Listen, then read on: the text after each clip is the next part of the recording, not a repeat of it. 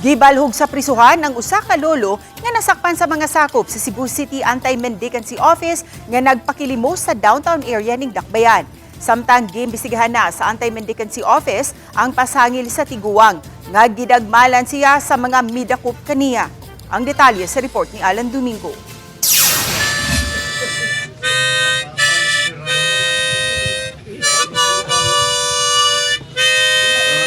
Gipatingog ni Erinio Selma Vidal ang iyang silindron o harmonika isip pagtambal niya sa Kamingaw siyang apo samtang anaa siya sulod sa detention facility. Gidakop ang 68 anyos nga lolo sa mga sakop sa Cebu City Anti-Mendicancy Office tungod sa kalapasan sa Anti-Mendicancy Ordinance.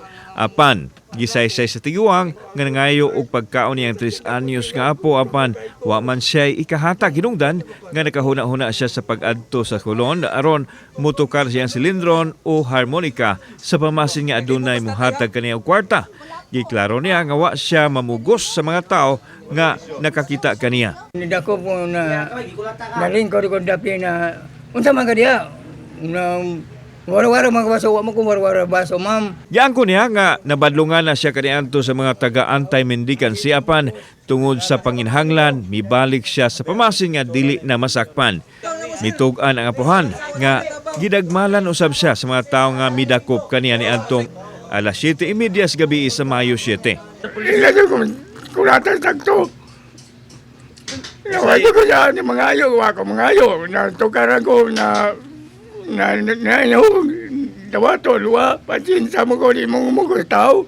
Gipadayag sa Executive Director sa Cebu City Anti-Mendicancy Office, John Lumayag, nga gipaimbestigahan na niya ang aligasyon sa tiguang nga gidapatan kini siya mga tao. Dili matud pa itolerate sa LGU ang ingon niini nga pagtatar sa mga dinakpan, diin ipatigbabaw gihapon nila ang pagrespeto sa tawhanong katungod. Number 1, dili lang sa senior, tanan nga atong madakpan dira Americans, ato ginang ilang i-observe nato yung tanang rights.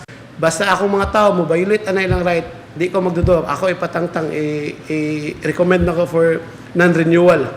Giklaro usab ni Lumayag nga kanunay nang mabadlungan sa masakop ang tiguang ug gihatagan na kini og konsiderasyon apan buot lang nila ipatuman ang nalatid sa balaod. If i-approach mo na mo nga mukuyog mo sa amuang programa, ayaw mo kahadlok na mo.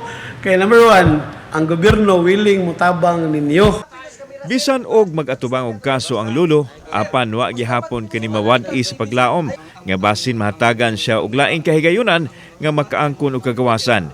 Gipaagi gani niya sa kanta ang iyang apilar sa mayor ug sa mga opisyal sa kagamhanan. May bukas pa sa iyong buhay, tutulungan na ang Diyos.